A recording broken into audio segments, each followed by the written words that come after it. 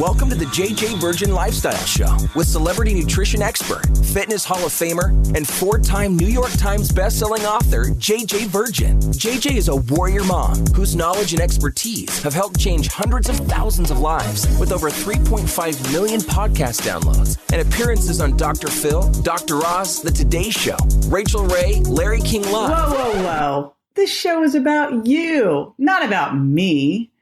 I want to help you find practical, real-world ways to dial in your health and mindset so you can finally lose that weight and feel strong and energized. Stop settling for less than your personal best. It's time to find out how to look and feel better than ever. And I'll be right here with you the whole way. Okay, today you've got all me and only me because we are going to do a deep dive into one of my favorite topics, and that is sugar. So we have been deep in the weeds over here on Team JJ, working on a new online program for the Sugar Impact Diet. We're calling it Breakthrough Carb Intolerance. What we're doing is upgrading and up-leveling our online program and adding in new information about intermittent fasting and fasting, things you need to know before you think about doing those, a little bit more about how to move from being a sugar burner to a fat burner, and ketogenic diets. Should you do it? When should you do it? How should you do it? Should you not do it? So super excited about all that. All of us have been focused on that. And one of the things I've been really looking at that I wanted to jump in and talk about today was sugar cravings, which, I talk a lot about in the Sugar Impact Diet book. But today I want to talk about why the heck we have sugar cravings and, more importantly, what you need to know to get rid of them, what you should do, what you must not do, because it'll make it worse. So there you go. So we'll be talking about that. Before we dive into that, I need to do a shout out. And we do a shout out for reviews at the top of each show. And I am so grateful and appreciative of these. The whole team is. We all read them. This one is from MTN LA. It's from Sherry, Mountain LA. Says, my favorite podcast, 5 stars. The JJ Virgin Lifestyle Show is by far my favorite podcast. I listen to several, but this one is different because it feels so personal. It gets right to the point. It offers sound health advice in a brief period of time. Whether a guest is on the show or just JJ sharing her knowledge, it is sure to be packed with great information. JJ really lets her personality come through. She makes me laugh all the time. No matter what is going on in my life, when I tune in, I know I'll be learning more about my health and getting a smile out of it. Thank you, JJ. Keep being awesome. All right, I will do my best. I'll do my best, Sherry, to keep being awesome. I super appreciate that. I've been trying to do kind of an even split between guests and topics that you guys bring up when we are hanging out on Facebook or Instagram Live together. So if you haven't hung out with me there yet, come hang out with me and let me know what you want to know more about. And I'd love to, of course, for you to come jump on over and check out the new Breakthrough Carb Intolerance online program. It is going to be super awesome. And again, bringing in some cool new concepts that everybody has been asking for more about. Yikes, I almost forgot to give you the link to today's show notes, and you are not going to want to miss those because I'm going to put in my recipe for my lemonade that helps crush those sugar cravings. So you can grab that at jjvirgin.com/sugar cravings. Alrighty, I'm back. And again, we are going to deconstruct sugar cravings. And why this is so important is I hear all the time, oh my gosh, I crave sugar. What do I do? And the answer is, and I know how much you love this answer so much, it depends. And it really depends on why you're having those sugar cravings in the first place, right? So that's what we're going to figure out today is why are they happening? What the heck is going on? And then we can figure out what the best approach for you is. Now, of course, I wrote the Sugar Impact Diet to help you get rid of your sugar cravings forever and to help you retrain your taste buds to appreciate the natural sweetness of foods and to like savory and spicy and sour. So keep that in, the back of your mind here as we're going through this. But let's just go through some of the key things that I found over the years that are creating issues with sugar cravings. Now, the first one that you can't ignore are genetics. And I'll tell you a funny little story about this. So I'm adopted. And growing up, my nickname was Poppy, not for the state flower of California where I was raised.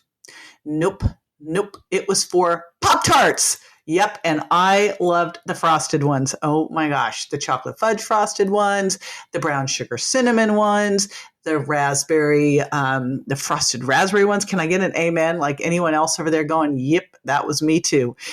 When I wasn't having those Pop-Tarts, I was having Captain Crunch, not with Crunch Berries though. That's sacrilegious. Or Cocoa Puffs.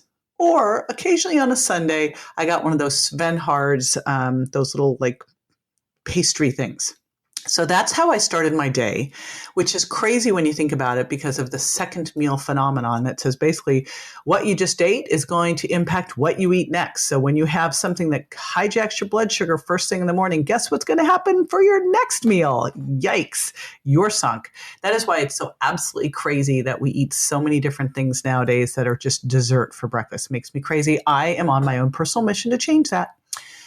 But that is how I was raised. Now, I don't have a sweet tooth. My mother, my adopted mom, has such a sweet tooth. Oh my gosh, she's got stuff hidden all over. She's got these candy boxes. She's got ice cream. We always had cookies and cake and all this stuff growing up. And at the age of 12, I just went like, I did a Susan Powter, Stop the Insanity. I was like, enough. And I just stopped eating it, which made my mom nuts, to be honest. She was like, try some, have some. She's kind of a food pusher.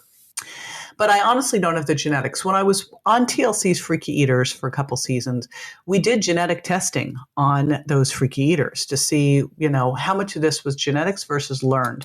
And there definitely is a genetic component to sweet. There's two different things. There's this person who is a sweet taster, and turns out the more sweet they eat, the more sweet they want. Now, we all have a little bit of that. Exposure equals preference. You can be trained to want more sweet sugar. But these people, it's way more, it's amplified. Or you just have a natural sweet tooth. Now, we all have a little bit of that too. We're hardwired, we are on this planet because we sought out honey and fruit and we ate as much as we could during the summer to survive the winter. But this is above and beyond that. So we've got the genetics, right? And we've got training. And this is where things like artificial sweeteners and fructose, these things can be really problematic because they're super sweet. And the more sweet you eat, what do you want? Yep, more sweet. So you're actually training yourself to want more and more sweet, and you're desensitizing your taste buds to it. Now, next thing that can happen is you can totally trash your gut microbiome. And this can happen due to a variety of reasons. Biggest one, though, is really kind of a crappy standard American diet where we're not eating enough good fiber, soluble, insoluble, resistant, and prebiotic that's feeding those good bacteria in the gut and helping to get rid of the bad guys and the yeasts and all the funguses and all the so that those ones, especially the yeasts, don't kick up and say, hey, feed me sugar. So that's one thing, because sugar is going to feed yeast and bad bacteria in the gut, and then make the more you have, the more it wants to be fed. It is absolutely demanding. So your gut microbiome and the health of your gut can have a big role to play here too. Next one, and I'm going to share a story. I haven't told anyone really. I've told a couple friends about this, but I swore them to secrecy. So now I guess I'm just kind of letting this one out. So I don't have sugar cravings. I haven't eaten sugar for so long. And then when I wrote the Sugar Impact Diet, I kind of found that last little bit of sugar sneaking in. As I wrote that book, I was like, oh my gosh, I can't believe some of the places sugar's still sneaking into my diet. This is crazy. So I really don't ever eat sugar. And, I don't eat gluten. Hardly ever eat dairy. If I do, it's goat cheese. People always ask me, what do you do to cheat? And I'm like, I don't really cheat. I'd have another glass of Dry Farm wine. Like, that's about it. So, a little bit more grass-fed beef. I don't know. So anyway, when you get past all these cravings, it's just, you don't ever have to cheat because it's just not an issue. Isn't that cool? It's like you get out of jail free card. So anyway, last December, I had to have surgery on my hip. I'd been chased by a dog. I had an accident. I hurt my hamstring, hurt my hip. I had to have surgery on it. It's the night before surgery, and I'm in Santa Monica, and I start getting super duper anxious, like super anxious, like so anxious. And here's the worst part. I'm having surgery the next day at St. John's. Now, I know the surgeon. He's amazing. Shout out to Dr. Andrew Yoon. He's incredible. So I know the surgeon. I know the hospital. St. John's is amazing in Santa Monica. It's kind of like you're going to the Four Seasons and it happens to be a hospital. So like that's totally calming, except that I know what I'm going to have to go do. Like they are going to saw off a bone. Right? And I made the silly mistake of looking at the surgery beforehand, watching videos. And, note to self and to you listening, don't do that. Like, don't do that. That's just a silly thing. So now it's the night before surgery. I am trying everything. I'm with my hubby, Tim, and I am trying to distract myself. I got the doggy with me. I'm petting the doggy. This is not working at all. I am anxious. And I don't have surgery till 12:30 the next day, which is making it even worse. I mean, it would have been great if I could have gotten up and gone there and been in the hospital at 5 a.m., but no such luck. It's 12:30. So it's now 8 o'clock at night. I've had one glass of wine, can't have more than that. I'm going to go have surgery. I can't, there's nothing I can do. I'm anxious, nothing I can do. I look at Tim and I said, I must have a piece of chocolate layer cake. Now, I can't even tell you, the last time I can think of that I had a piece of chocolate layer cake was when I was pregnant with Grant down at Gladstone's in Malibu. So we're talking 23 years ago. I cannot honestly think of a time. I don't even like cake. So I can't even think of a time that I've had this.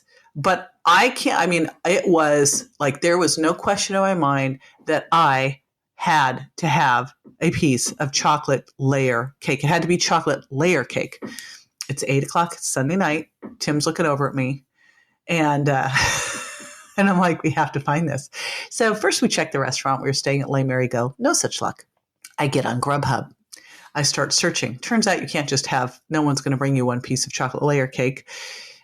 Fortunately, Cheddar's down the street had chocolate layer cake. And so we got this piece. This is a kind husband. He shared it with me. The real reality is Tim has a total sweet tooth. So he was like, yes, let's get you some chocolate layer cake. But it was interesting. I had that. I was like, okay, I'm good. That's it. But it was like such a sign. Why am I rambling on about chocolate layer cake? Because that is a total sign of anxiety and stress, lowering serotonin, and your brain going, I've got to calm myself down. And that's what I did. Now, I knew exactly what was going on. And in any other situation, if this had been an ongoing thing, I would have been like, I am not having chocolate layer cake. I'm going to do some tapping. I'll find something else to do. Shout out to my buddy, Nick Ortner. Hey, let's put in the show notes too, Nick Ortner and Tapping Solution. You can do Ziva meditation with my girl, Emily Fletcher. You do something, take a hot bath. I was staying in a place with no bathtub just to make it even worse. But, I have things that I do, but I never get to this point. So that's why I was like, it's one time I took my safety net and I took my carb blocker. So I had safety net and I took my metabolic digestive balance. I did all this stuff. And I just said, I'm going to have this. It's fine.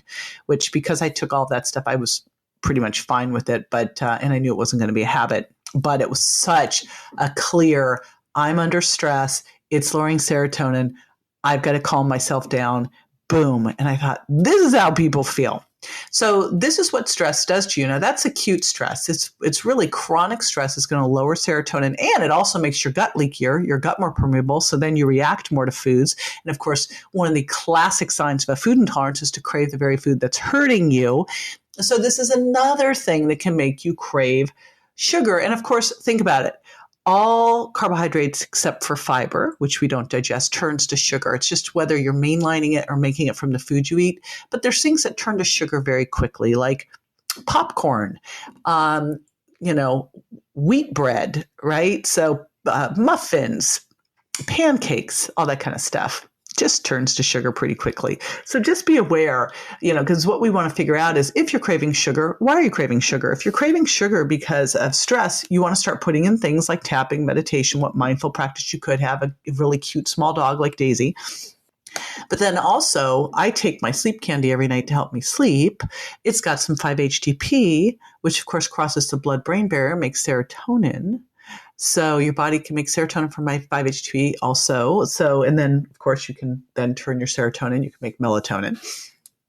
But that's another thing that can help with the sugar cravings. So that's another one. And then the final way that you could crave sugar is because you are insulin resistant. You have poor blood sugar control. So if you've got any issues with hypertension, blood sugar, elevated insulin, you prediabetes, diabetes, if you've got that going on, you're not able to access the stored sugar. So when you eat, your body stores the food, right? So it wants to get it out of the blood because elevated blood sugar is dangerous. So it gets it out of the blood, stores it, insulin's up, and you can't get that sugar back out. So even though you've got it on board, you can't use it and you're hungry and you'll crave sugar because your blood sugar goes low.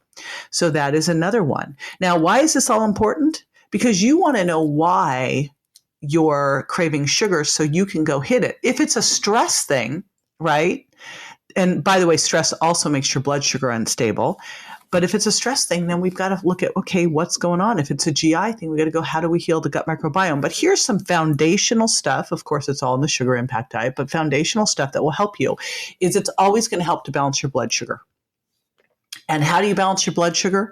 You make sure that each meal has healthy fats, clean protein, and fiber from non-starchy vegetables, a little bit of slow, low carbs. So, that could be squash, that could be tomatoes, that could be wild rice, that could be legumes for your slow, low carbs, and then loads of non-starchy vegetables. Why? Because fat's insulin neutral and very satiating, tells your body you're full. Protein and fiber work together to slow down stomach emptying, plus protein's thermic, so it helps boost your metabolism, right? Requires energy to be converted and used by the body. So that is why that's very helpful. It allows for a slow blood sugar release to the body. Remember, you want to make sugar from the food you eat, not mainline it. So while all, carbs and sugar all end up as sugar, but you want to slowly do it instead of just going, oh, it's all going to turn to sugar. I'll just eat sugar. No, we don't do that. No. So that's the first thing. Next thing is, if you're having a craving, and we'll put this in the show notes, try my lemonade, and that is lemon juice. I got this one from Donna Gates. That's sour, can take your sweet tooth away. You can put a little glutamine in there that can help with cravings, a little bit of chia seed or extra fiber, right? So you get some fiber in there, and spring water. It's that simple. If you need a little sweet, use my sprinkles and try to do as little as possible there. Right? Little as possible. And sour can take your sweet tooth away. So can some of the other fermented foods. So maybe you're going to have, I've been drinking a lot of these Suja lemon cayenne drinks. They're called Lemon Love. Or I'll do Cavitas, the mojito lime or the lemon cayenne. So try some of the more fermented, and I'm not talking wine, people, right? It's not what I'm talking. Anyway, so that's the first thing, is start to eat that fat, fiber, protein trifecta and have breakfast, lots of water in between, lunch, lots of water in between, dinner, eat within an hour or two of waking up, have dinner early, 3 to 4 hours before bed at least, shorten your eating window, and start to really work on converting from being a sugar burner where you have to eat every 2 to 3 hours and you can't lose weight off your waist no matter how hard you try, to being easily able to burn off stored fat and be able to go 4 to 6 hours between meals. So the first part of this is going to be by really looking at that plate. I call it the sugar impact diet plate because it helps you balance your blood sugar. Now, there's a lot more that you can do here that can help. Again, things that help with stress, things that help restore insulin sensitivity, like resistance training and sleep. But I just wanted to give you the first part of this, which is to really start to think when you have sugar cravings, where the heck is this coming from? And, if it's a one-off, like my little night before surgery thing, hey, fine. But I'm guessing it's probably not. And the cool thing is we can fix it. All righty. Now, after the break, I'll be answering a listener's question, so stay with me.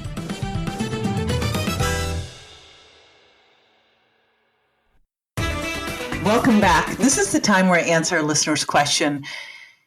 Now, we get questions from all over the place. We get some writing into customer service, our customer experience team, but most of them we pick up off of Instagram at jj.virgin or my Facebook page at jj.virgin official. And this one allows me to go on a bit of a rant, so I'm just warning you in advance, because this one came from Sharon and said, JJ, I just use a little Splenda in my coffee every morning. That's not going to hurt, is it? I just put a little arsenic in my in my water every day. I just put a little bit of poison in my, you know what I mean?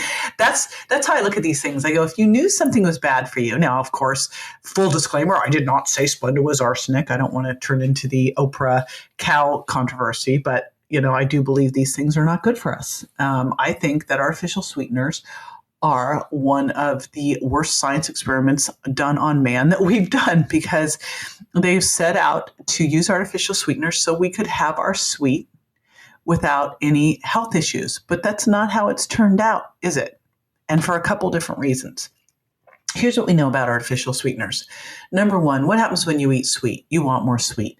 Now, I will give you some options, because there still are a couple options out there. So there's something I'm going to do. I'm not going to leave you hanging.